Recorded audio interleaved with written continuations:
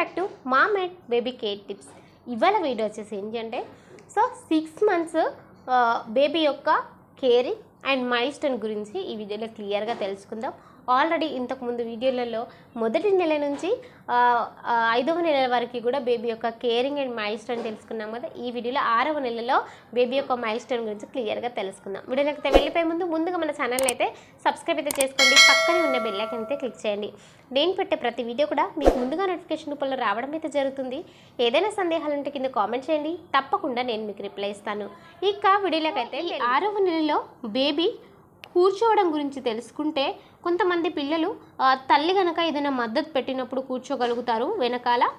కొంతమంది పిల్లలు అయితే వాళ్ళ స్వతహాగా కూడా కూర్చోవడం జరుగుతూ ఉంటుంది.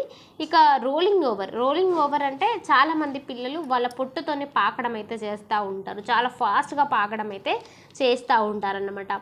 ఇక కొన్ని శబ్దాలను కూడా చేస్తూ ఉంటుంది, అంటే చాచా లేదా డాడా ఇట్లాంటి పదాలను అయితే ఎక్కువగా యూజ్ చేస్తూ ఉంటుంది అన్నమాట. బేబీ చూడగానే నవ్వడం, లేకపోతే తల్లి లేదా తండ్రిని చూసి వాళ్ళ దగ్గరికి వెళ్ళాలి అనుకోవడం, ఇట్లాంటివన్నీ చేస్తూ ఉంటుంది అన్నమాట.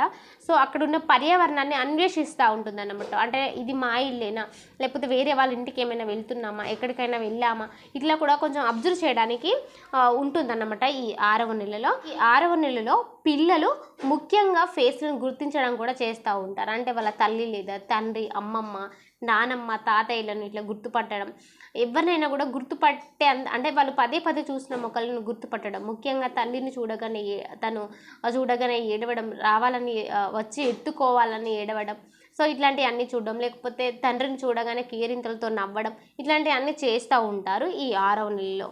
ఇక కొన్ని క్షణాలలో ఈ 6వ నెలలో పిల్లలు తల్లి కనుక ఏడుస్తూ ఉంటే పిల్లలు కూడా ఏడవడం అయితే చేస్తూ ఉంటారు.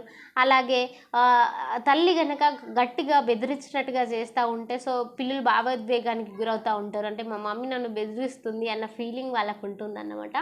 సో దాంతోపాటు మనము నవ్వామనుకోండి, వాళ్ళు కూడా గట్టిగా నవ్వడం అట్లాంటివన్నీ చేస్తూ ఉంటారు ఈ 6వ నెలలో. ఇక నిద్ర గురించి వస్తే డెఫినెట్లీ ప్రతిరోజు కూడా 14 నుంచి 15 గంటలు బేబీ నిద్రపోవాలి. రోజులో వాళ్ళు ఏ టైం అయినా కూడా మనకు ఒక టైమింగ్ అనేది ఇస్తారు పిల్లలు. అంటే ఇదే టైంలో పడుకుంటాడు, ఈ టైంలో లేస్తాడు అని మనకు కొన్ని రోజులు అట్లా టైమింగ్ అయితే ఇస్తూ ఉంటారు పిల్లలు. సో నార్మల్గా ఈ 6వ నెలలో పిల్లలు ఎలా అంటే ఏ వస్తువు ఇచ్చినా కూడా ప్రతిదాన్ని వాళ్ళు నోట్లో పెట్టుకొని చొల్లు కార్చడం అయితే చేస్తూ ఉంటారనమాట. సో అందుకనే ఇచ్చే వస్తువులు జాగ్రత్తగా చూసి ఇవ్వండి. అండ్ వాళ్ళ పుట్టతో ఇల్లంతా పాకుతూ ఉంటారు కాబట్టి ఖచ్చితంగా ప్రతిసారి కూడా క్లీన్ చేయండి. అండ్ వాళ్ళ హ్యాండ్స్ని నోట్లో పెట్టుకోవడం కానీ, లేకపోతే చిన్న వస్తువులు నోట్లో పెట్టుకుంటారు కాబట్టి సో జాగ్రత్త అయితే వహించండి అన్నమాట. సో కొంతమంది మన సిస్టర్స్ అడుగుతూ ఉన్నారనమాట, సో 6వ నెలలో ఫుడ్ పెట్టొచ్చా అక్క, ఎప్పటి నుంచి పెట్టవచ్చు అనేసి. సో నార్మల్గా కొందరికి ఒకటి ఉంటుందన్నమాట సంప్రదాయం ప్రకారంగా, ఏంటంటే 6వ నెల 6వ రోజు నుంచి అన్నప్రాసన చేయాలి అని ఉంటుందన్నమాట. సో మీకు కనుక అట్లా చేయాలనుకుంటే మీరు 6వ నెల 6వ రోజున ఫుడ్ ప్రిపేర్ చేసి మామూలుగా పిల్లలకు పెడతా ఉంటారు కదా అన్నప్రాసన. ఆ రోజు తర్వాత పిల్లలకి ఎప్పుడైనా కూడా కొంచెం ఫుడ్ అనేది ప్రిపేర్ చేసి పెట్టవచ్చు అన్నమాట. సో మనం ఇంట్లో ప్రిపేర్ చేసుకున్న పర్వాలేదు, లేకపోతే సెర్లాక్ దొరుకుతూ ఉంటే అవి కూడా పెట్టవచ్చు అన్నమాట. సో ఏదైనా కూడా కొంచెం మెత్తగా ఉండేలా ప్రిపేర్ చేసి పెట్టండి. సో నేను ఆల్రెడీ మన సిస్టర్ ఒకరు అడిగారు అన్నమాట, సో ఫుడ్ ప్రిపరేషన్ గురించి వీడియో షేర్ చేయండి అక్క అని. సో త్వరలో నేను అది వీడియో అయితే షేర్ చేస్తాను. సో ఖచ్చితంగా ఏమేమి ప్రిపేర్ చేసి పెట్టాలి పిల్లలకు ఫుడ్ అనేది. సో డెఫినెట్లీ మా బాబు ఇప్పుడు నేను ఎలాంటి ట్రై చేస్తాను అనేది కూడా ఆ వీడియోలో షేర్ చేస్తాను.